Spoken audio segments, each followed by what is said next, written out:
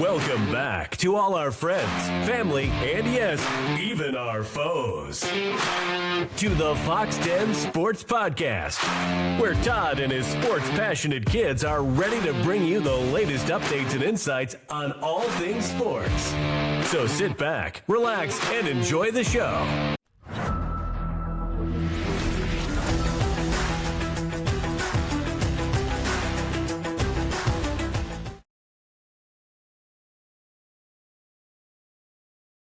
All right, welcome to the Fox Den. Welcome. I'm the Podfather Todd Foxx. We got Kellen slinging threes like a sharpshooter from downtown, always nailing those clutch shots. We got Mason coming off the fast break like a rising star, always ready to slam dunk on any debate that comes his way. He's the son of the man who you love, you fear, the Den's Enforcer, Clay Bench McDonald, also known as Paulo Banchero is what we were calling him earlier.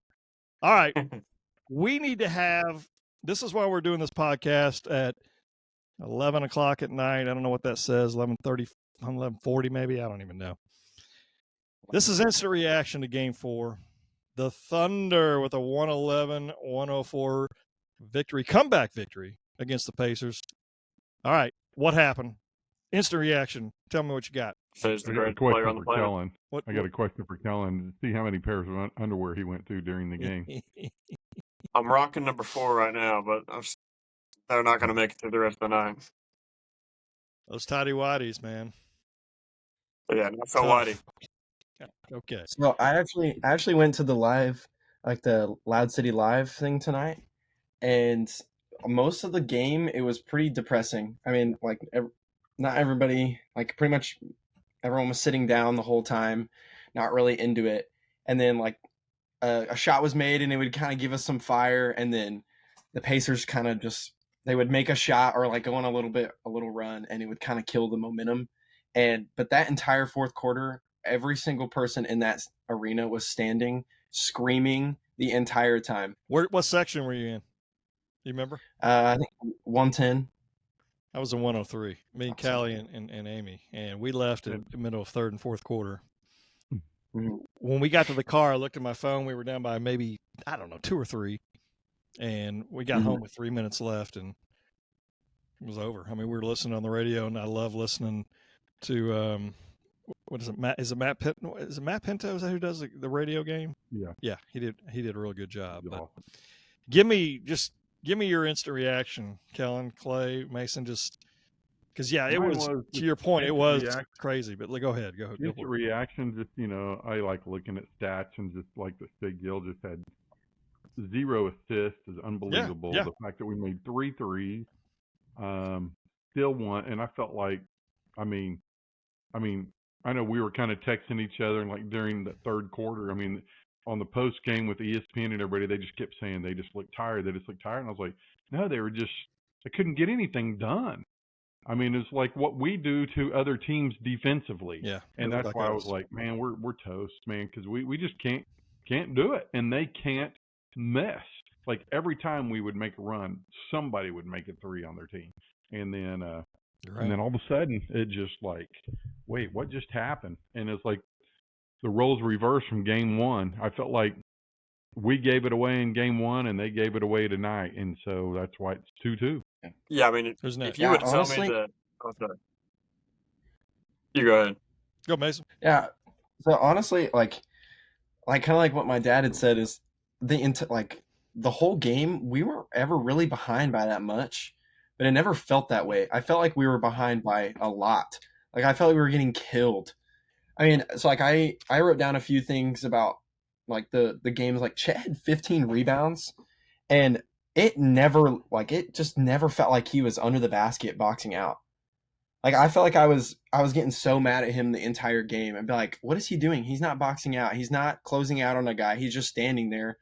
And like he said in the post game on the Channel 5 News a second ago, just that he felt like he was just in good positions tonight. Dog, what do you got?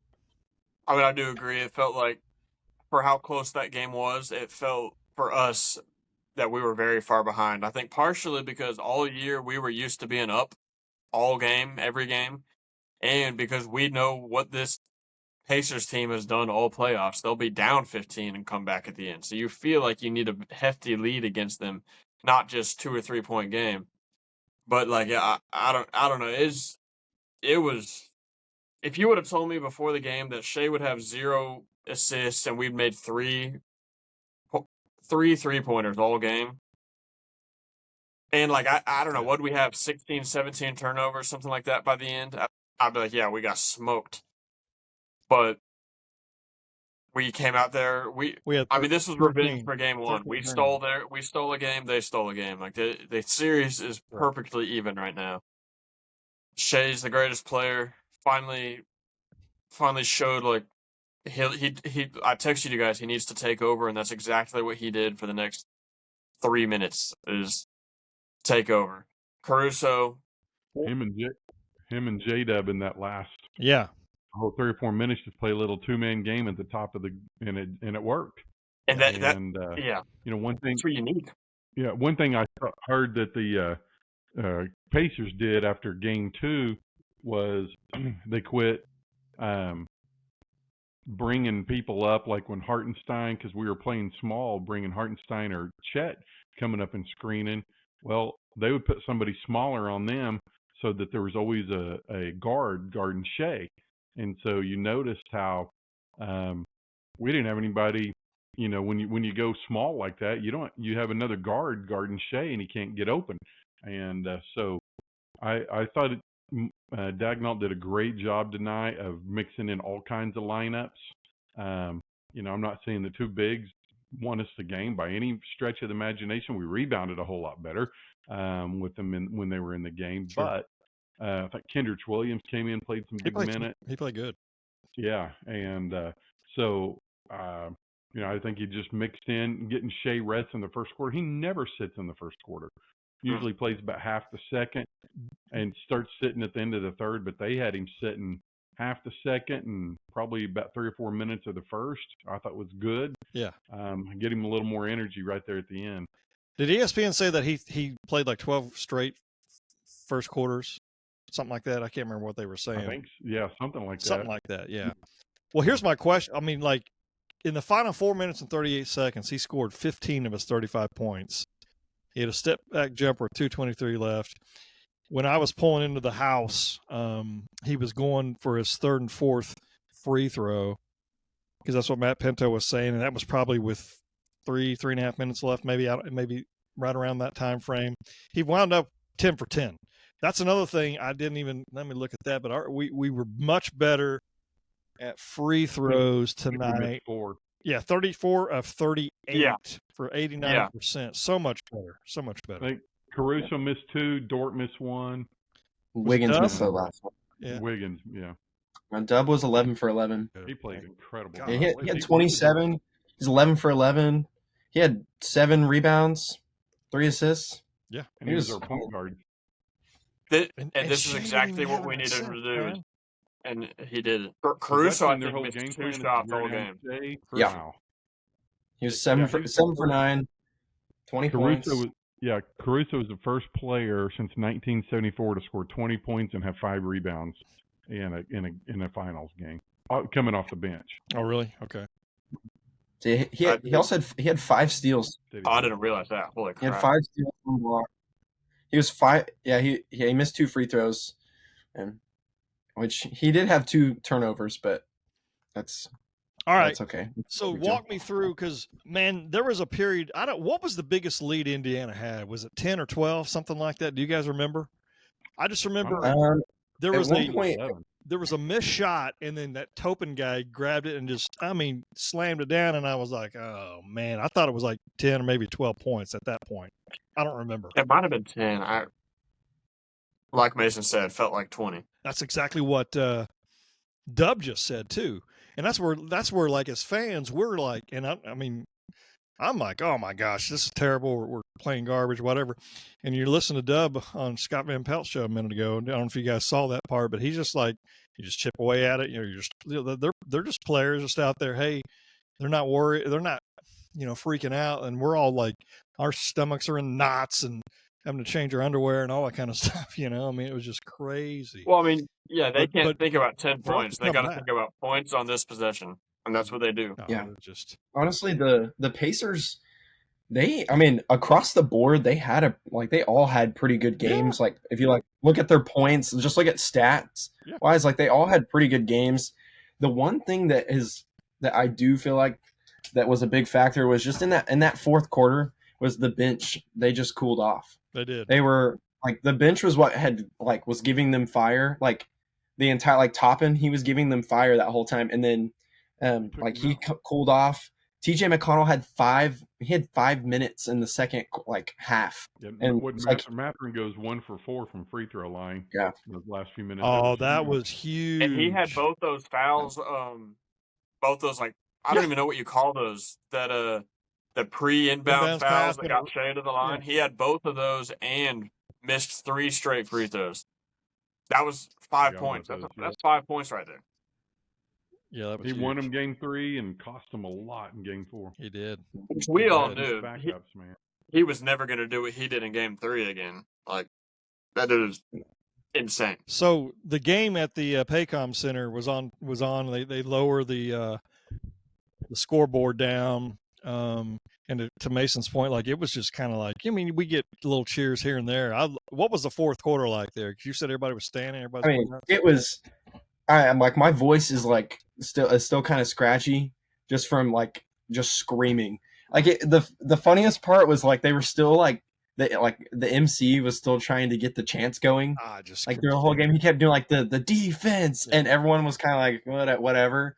And in the fourth quarter, there was this couple right next to us, and they didn't really they never cheered the whole game really. They just kind of they would clap their hands every once in a while. They didn't really do much. And that fourth quarter they were up just screaming those chants with everything they had. And it was I feel like that's what everyone in the entire arena was doing, which I don't think there's any that's an incredible experience. The fact that the game wasn't even on, we were just watching it. The game wasn't even in the arena. Wasn't it crazy? So how do we? I mean, I know we won, but how come we're having such a hard time with the 3-point shot? Any ideas? Because a lot of those are open shots, and we just can't bury them. We were 3 for 17%, 17.6. Indiana was 11 for 36 for 30.6%. So because I think they're getting looks, and as long as you got the look, go for it, right? But and then before you answer that, Mason, you were there also. Remember whenever Dort shot and then the TV went off? Oh my gosh, that was had the same thing happen where he was at in Georgia. Really? Was it just YouTube TV?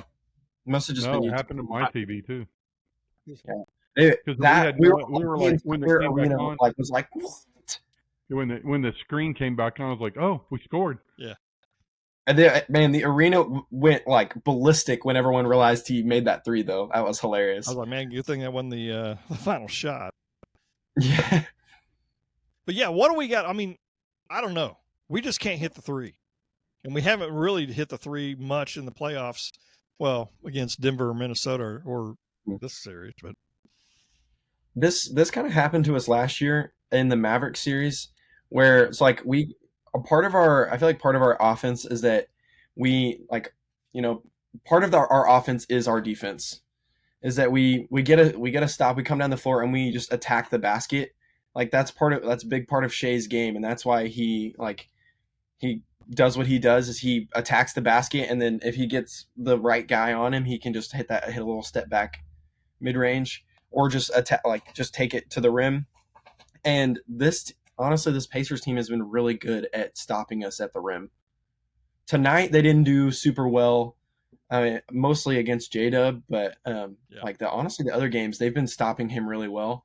And I think it's made us resort to the 3 too much than we're used to. And we're just not hitting them.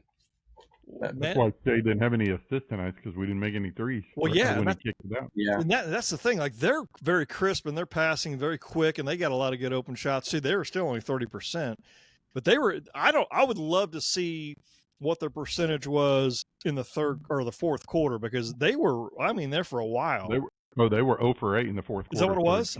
Yeah. Wow, I did not know that. From 3-point line. Wow. But That's crazy. that's them going 0 for 8 in the fourth is the same as game one with us letting them go on a 12-2 run to end the game. Like, they had it. If they hit a few of those, it's different. If we don't let them go on a 12-2 run game one, it's different. Like, we literally both teams stole a game, and 2-2 is honestly right where it should be right now. So why is this? So the Channel 5 said this, and I agree with them. This is the biggest win in Thunder history to date. Right now, this is the biggest win in history. Why is this a series-defining moment right now? Because it's tied 2-2. What do you think? I mean, going down right. Not 3-1. Yeah, we all know what happens when you go down 3-1. Like, odds are not in your favor. Teams have won 30. When you're down 3-1, the team that's 3-1 has won 37 out of 38 times. So we, we all know the now we go and now we go home. For game 5, we have home court advantage, and I listened to Stephen A. Smith. He ESPN posted this clip of him talking about it, and he made some really good points. He was just like, he felt like the both Thunder and Pacers were not going to give up a game at home in the next two. So if we take game 5, and if Pacers don't give up game 6, then we go game 7, and then we're back at home. Yeah.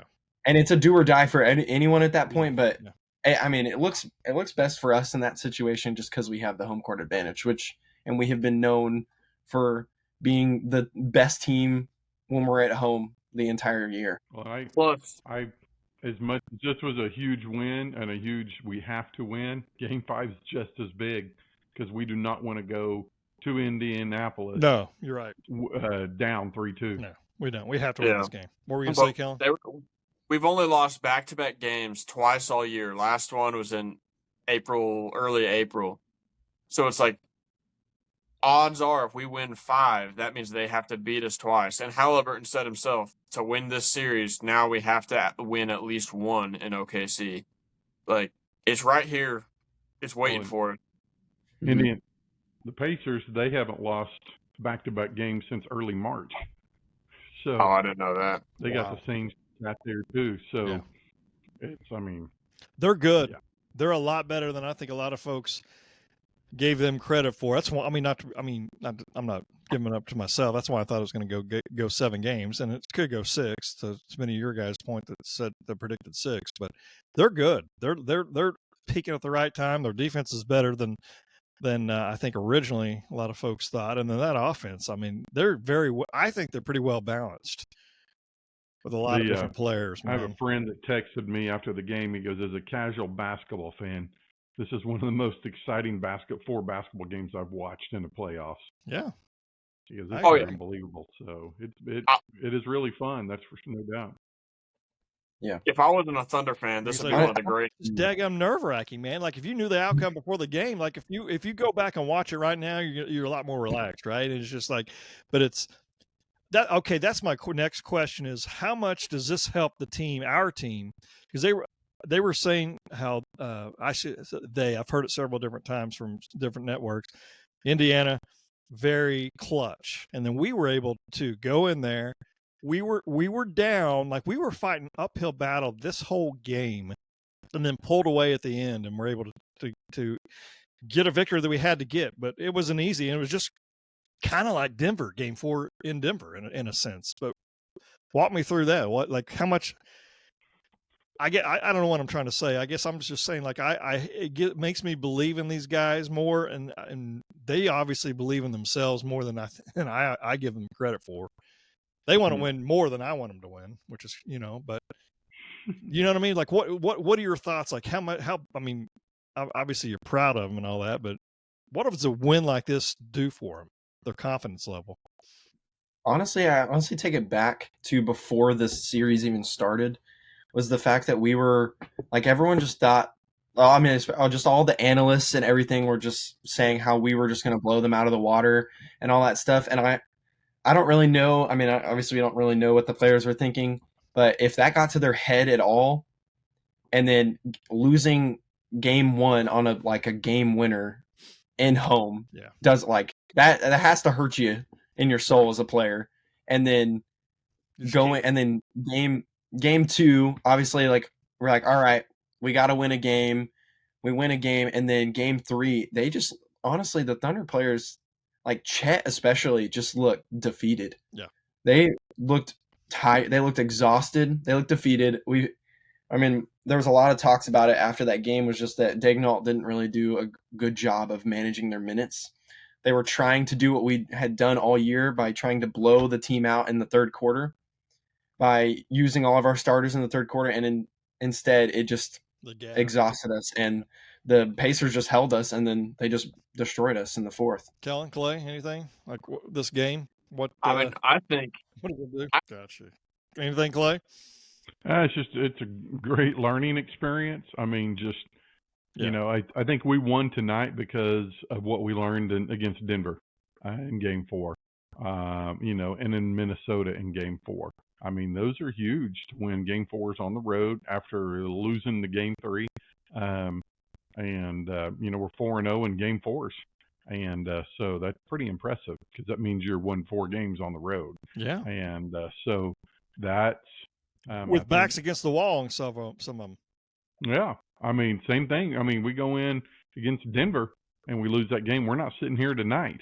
And lose that Game 4. So these guys, I mean, I literally think I've almost predicted every single game wrong in the last 2 weeks wrong because the way they do things, the Pacers. So that means you think Pacers are going to win Game 5 then? Do what? That means you think Pacers are going to win Game 5? I think Pacers are going to win 5, 6, and 7. Oh, I don't know, man. It was just an amazing game. And just, again, I can't get over the fact that my stomach is in daggum knots over a basketball game. And I say that, like, because I'm a fan. I love it. But it's like, dadgum, man. Like, I'm getting too old for this stuff, man. Like, I can't, like, and it's been a while. Like, Clay and I have dealt with some of this stuff in the past with Dallas and Sooners, and it's been a while, right? But dadgum, man. Like, and the thing about it is, we've got a chance. We're 2-2. It's a new series again. You never know when you're going to have this opportunity again. You could sit there and talk all you want about, hey, this team's young, which we are, and we're still going to be one of the better teams. But you're never guaranteed to get back, and you got to take advantage of it now because some of these other teams are going to get reloaded, and we'll worry about that next season. But we've got 3 games left, possibly, and we've got to win 2 out of the next 3. And why not just do the next 2? How about that? That made me feel a lot better. I don't know about you guys. Oh my goodness, yes. Was there a moment when you thought to yourself, okay, we won? What do you remember on this point? Like how many minutes, if there was like a minute left? I think when Mathurin missed his 2 free throws, I go, this is going to be hard because that kept us up 4. And then Kellen brought up earlier, he fouled twice before the ball. And then we got, put Shai on the line. But when he missed those 2 free throws, I'm like, oh man, we are still at 4 and we got the ball. I think it was when it was 107-103. When we went up 5. I was like, all right, I think we got this. Yeah. I think because when it was 105-103, I was like, we just scored, took the lead up by 2, and I was like, all right, I felt, I was like, just please get a stop here. I was like, don't let them score, just get a stop. We got the stop and then went down, and I think at that point I felt confident in that we pretty much had it by then. But I know if you look through our text, go ahead. No, sorry, you can go. I don't know how much time was left to win that game. All I know is looking through the old text thread, I put podcast at 10:20, and then 6 minutes later I said it twice, and Clay said, if I'll get on if we hang on. And I responded right back, said it's over. I think there's like 20 seconds left. Yeah, but regardless, that's a Taylor. I know. Taylor's here's the thing. No, you're right. You're right, and they're good. Never know. I'm gonna give them credit. They are a good basketball team. I don't think their bench just has not been getting enough credit so far this playoffs. They at the end of every game, all the analysts or even the announcers during the games are just like only giving praise to Tyrese Halliburton. They were giving him praise at one point in the game for having 10 points. I know. They were like, man, that was some electric minutes by him, and he had like only scored 4 points. And like, meanwhile, he had 8 points in what is it in the fourth quarter? Was that right? Yeah. So he had 8. That was it's good on him because they kept getting that switch where Chet was guarding him. But other like that stuff has been driving me nuts on how like Benjamin Mathurin didn't have a really great game tonight, and then now like the Wolves are sicking on him. Well, Clay said that after last game, he said he wasn't going to have another game like that. Like, and and I'm looking through the old text thread like we have. When I'm the one trying to keep everybody fired up, like there's something wrong. 'Cause I'm usually the first one. Sometimes I jump off the ship and be like, "Hey, we're done." But there's one of y'all said it's lost, we're over, and the other one said, "Unfortunately, I agree with." To me, yeah, I know, but I'm just saying, like, here you got me, the man who's like, but I just felt this. I just keep it close, and hopefully we'll be able to find a way. Just keep chipping away at it, and then, like I said, like I think a little bit after that's whenever Toppin or however you say his name got that rebound and slammed it home, and I was like, oh no, this is not good. But we won, and it's 2-2. It should be 3-1 us, and regardless, let me ask you this. I mean, we're 2-2. We know that. Would it have been less stress if we would have won game 3 going into this game? Do you see what I'm saying? Or since our back was against the wall, like we couldn't afford to go down 3-1. A little less stress. No, it would have been less stress, but I'm liking the position we're in, going off a win to going home. Yeah, and like you said a second ago, Dad, was that the Pacers hadn't lost 2 in a row since March, and we haven't lost 2 in a row since April. And we're like, if we go home and take this game 5 at home, we're now like, this is exactly what happened with the Nuggets. It was taking 2 games, and when you win 2 games in a row is usually when like the series it just changes on who has the momentum. And even if we lose game 6, we still beat them twice, and going into game 7 being like, okay, so it's like they adjusted well to how we played in those 2 games, and it's like, and now game 7 they're going to adjust back and win the game. How do you think the crowd's going to be, Oklahoma City crowd, game 5? Oh, it's going to be insane. It's going to be so loud.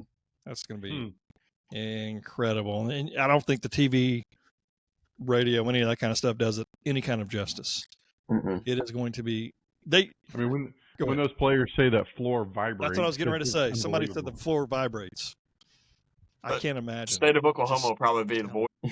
Yeah, I needed to go 6. I mean, to be over at 6. I just needed to be over at 6. I can't go 7 because then that means it's on a Sunday night and I got to be there for that, and at work I got to be ready. If we win, when we win 5, then I got to be at work game 6. Just knock it out, please. Would that be on a Thursday night? Because we play Monday, I believe. Yes. And then 6. Yeah, they're 3 days apart now. Yeah. So regardless, that was an exciting game. Monday, Thursday, Sunday. Ugh. Just don't be on Sunday, please. But hey, as long as we win the whole daggum thing, I don't care. Just win the whole daggum thing. Any final thoughts from any of you guys? Predictions for game 5, or do you just want to not even really predict it? Honestly, I kind of want to stay away from predicting it because I think that's usually when stuff starts to get hazy and kind of feels like it's like your fault.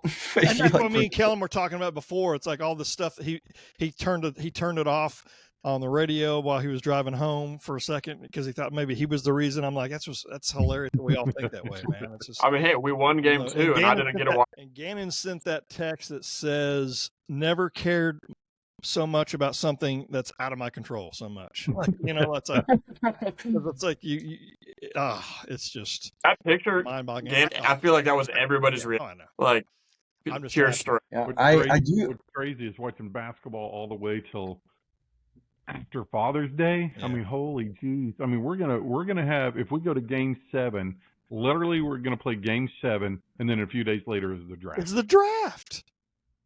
Yeah. We've been playing playoffs Since since April. the 1st of May. Yeah. Yeah. It's Same. messed up. It's too long. That's It's a too lot of long. basketball for them dudes. Well, that's all we're gonna do for now. But fantastic job tonight, and I'm glad we're able to get on here, get our instant reactions, because I mean there'll be things tomorrow you'll be thinking, oh man, I should have said this and that, but it doesn't matter, man. Like we're 2-2. Obviously, we'd like to be in a better situation, 3-1, or have already won the series at this point. But it's 2-2. It's anybody's game. We've got 2 of the games at home if needed. We got 2 of them at home, so let's close this thing out. The fans will be fired up. We know that. Just need the players to show up, and then we need some players to help out Shai. Shai did incredible tonight. I mean, honestly, I shouldn't even say incredible, man. Like he didn't. I don't feel like he did his usual until that fourth quarter, towards the end of the fourth quarter, whenever we kind of took control. And like we said, he did what we needed. He did what we needed him to do at the end. Yes, he did.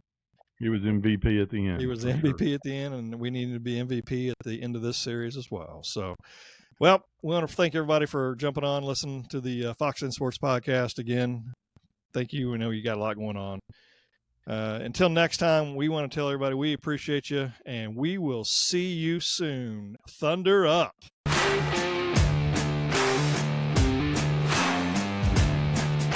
Thank you for listening to the Fox Den Sports Podcast. Be sure to subscribe for free to our YouTube channel, Fox Den Sports. And also follow us on Instagram and Twitter at Fox Den Sports and on Facebook at Fox Den Sports Podcast. You can also email us at foxdensports@yahoo.com. This has been Fox Den Sports.